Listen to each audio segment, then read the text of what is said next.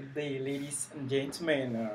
Today, I would like to talk about the basic steps involved in the strategy making process. I discovered like many companies have failed to understand that it's very important to identify those steps that we really need to take to put in place while working with the company's strategies. I summarized six main steps involved in this strategy making process. And with the first step, we have just setting the organization's objectives. With the second, it's about evaluating the organizational environment. And with the third, it's about setting quantitative targets. And the fourth point is aiming in context with the divisional plans of the organization. The fifth is has to deal with performance analysis, and finally the sixth step has to deal with choosing the right strategy for the company. So we'll start right away with the first step about setting the organization's objectives. It's very paramount that the key component of any strategy statement is to set the long-term goals of the organization. That's saying setting the vision, giving the visionary image of the organization. This is mostly, in most cases, done by the CEOs and top officials in many companies.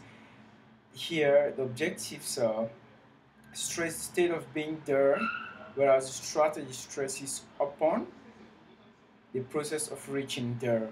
That's those top executives look at what the organization has to be tomorrow and not what the organization is today.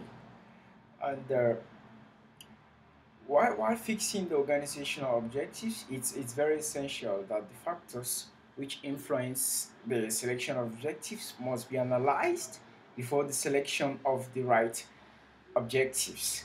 And once the objectives and the factors influencing the strategic decisions have been determined, then it's very easy now to go ahead to get the strategies and make the right strategic decisions. Sorry. So with the second step, it's like I mentioned earlier, it's about evaluating the organizational environment. What do I mean by this? By this, I mean that you have to evaluate the general economic and industrial environment in which the organization operates. You have to develop the comprehensive SWOT analysis for the organization. You have to observe those things that influence the organization from outside and from inside. You have to identify the strengths and weaknesses of the organization. You must keep track all of your competitors. You must watch them. You must make sure you know your next moves.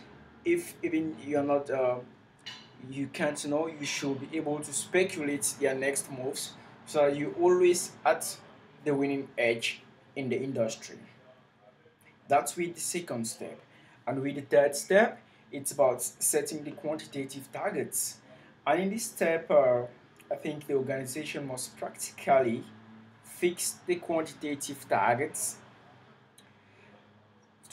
values, and that go in line with the organizational objectives. And the idea behind this is just simply to compare with your long-term customers, so you can easily evaluate the contribution that might be made from various product zones and the various operating departments as well. Then talking about the fourth step, that's about aiming in context with the divisional plans.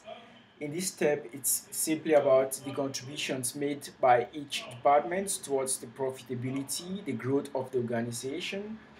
So here, we require a very careful analysis of the macroeconomic trends surrounding the organization.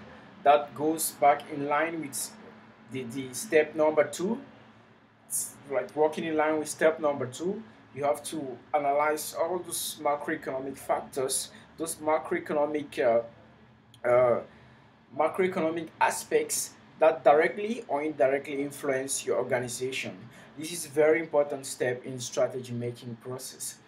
And talking about the performance analysis, that's the fifth step. Here it's just simply about discovering and analyzing the gap between the planned and the desired performance. It's about getting the difference between what you actually planned and what you actually get, what you actually receive. So you need a critical evaluation of the organization's past performance. This is very simple. It's very easy, even if you're new in the organization.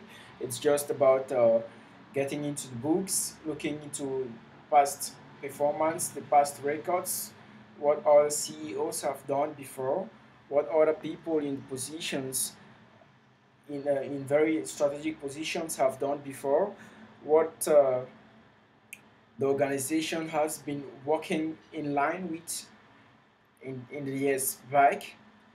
And this critical evaluation simply identifies the degree of the gap that persists between the actual reality and the long-term aspirations of the company or the organization.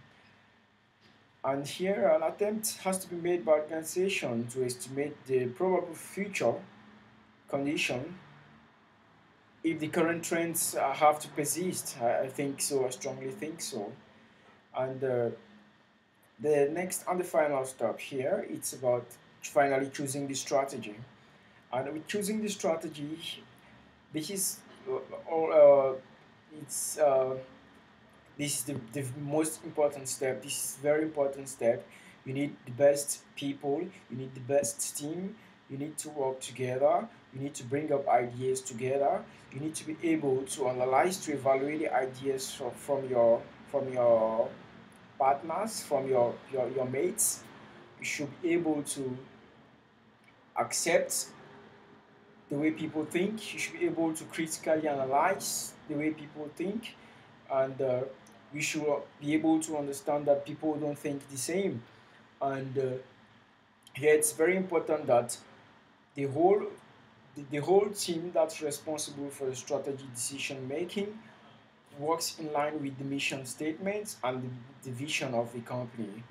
And here, the, the best course of action is actually chosen after, like I mentioned, considering the organization's goals, the organizational strengths, the potential and limitations, as well as the external opportunities for the organization.